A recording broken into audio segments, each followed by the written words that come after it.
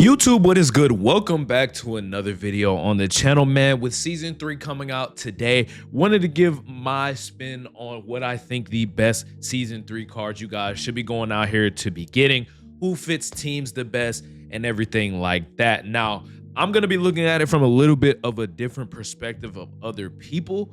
I'm also looking at these cards from the standpoint of how well do they fit theme teams. Like, in certain positions, there might be not very many of a certain position that probably gives away, some of my criteria. But again, I'll be considering all of that in this video, as well as like ability, stats, and all those things. So hopefully you guys can get a perfect understanding of where I rank these cards. And I would recommend watching all the way through so that you understand exactly what I'm talking about.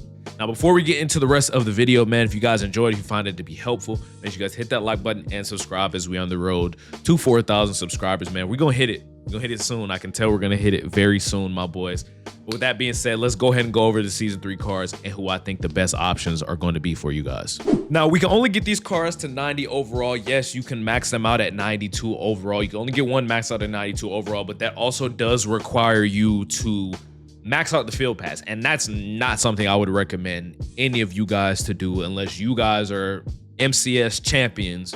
Go out there and go do it. But for just the regular degulars, for the people like myself, you know what I'm saying, we only getting these cards to 90 overall right now. So that is what we're going to be looking at. So the number 1 card, as you guys can see on the screen, kind of giving it away already, it's going to be Creed Humphrey, man. This is the best option for you guys. Now, I know it's not the prettiest, it's not the sexiest option, etc., but hear me out, okay?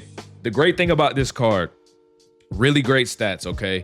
If you're running the Alex Mack team captain, you can move your team captain tokens somewhere else, right? You can move it to Greg Olsen. You can go put it on the Keep to Leave. You can go put it on other cards and maybe fill some more holes around your team. But locking down a free B&D lineman is always a priority of mine, and that's going to be very good.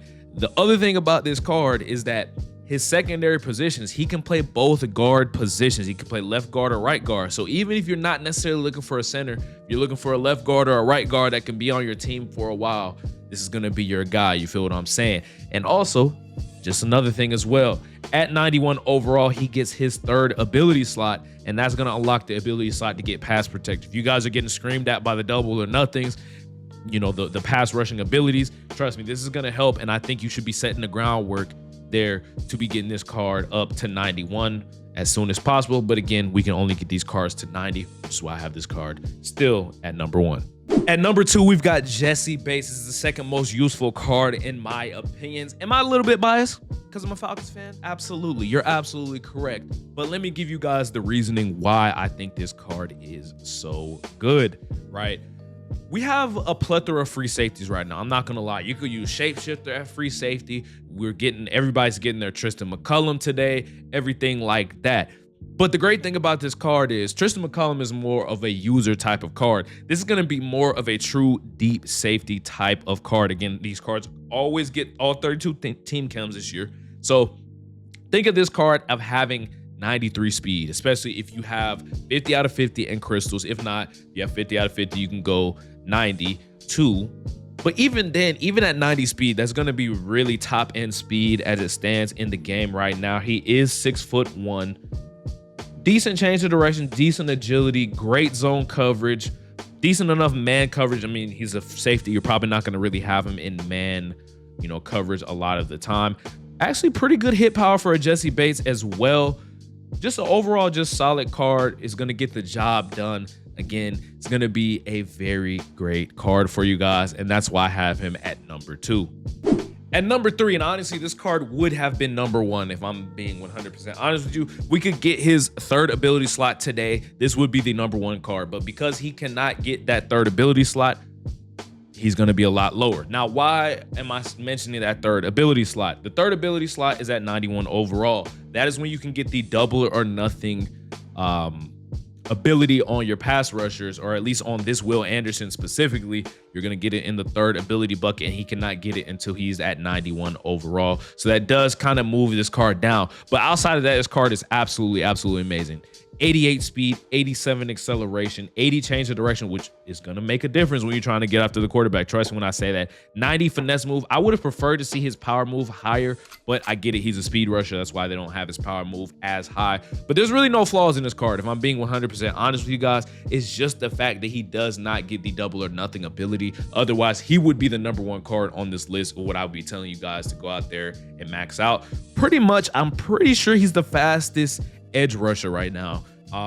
But just because, again, he does not get that double or nothing ability, he's not going to be as effective. He's not going to be as useful. Obviously, again, if he does get off a block, he's going to get to the quarterback really well.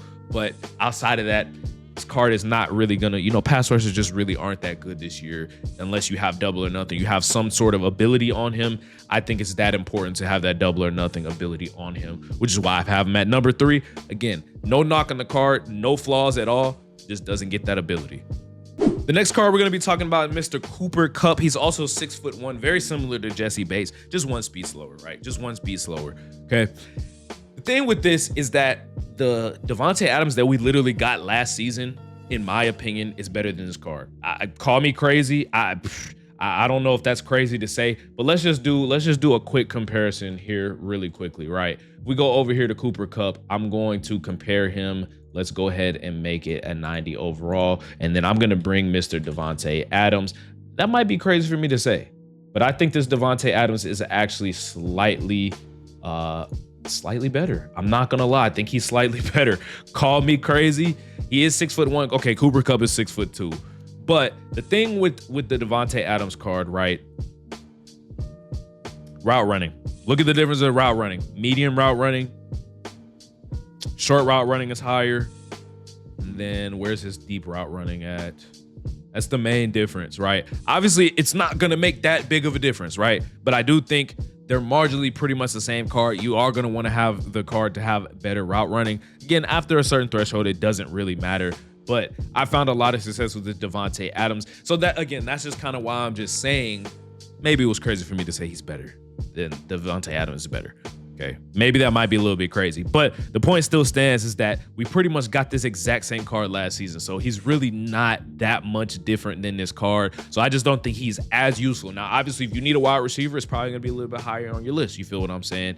But I do think, it's just not as useful as the other cards above him. That's not to say this card is not good, but I just don't think he's as useful as the other cards that are above him. That's my point that I'm trying to make. Now, that does leave the last card that we have here on the list, okay? Now, this Kyle Jusczyk, okay? He's a 90 overall. Now, fullback just really is not useful from the standpoint of actually being in the game.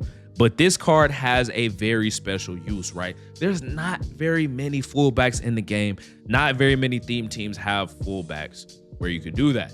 Obviously, we have a team captain card. We have the Greg Olsen that you could put that has all 32 team chems. But this is a card that can actually play fullback that gets all 32 team chems. So if you guys are struggling to kind of max out your theme team and everything like that, I think that's what this card is used for. I don't think you should really be using him necessarily like as a card. I mean, if you really want to, you could use him at tight end, I guess. Like, if you really wanted to, like if it really came down to it, he's got 88 short route running. What is his medium route running of 82, and then deep route running of 82. So I mean, not the worst tight end in the world, but just not a card that I would just go out there and say like, oh, you absolutely need to be running this card at tight end. I think this card is literally just a filler card, which is why I say you probably shouldn't be upgrading this card unless you absolutely have to.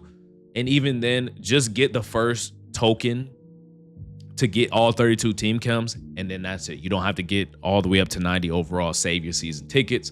But again, if you truly want to use this card, I just think he's the lowest on the totem list when it comes to being 90 overall and his usefulness there.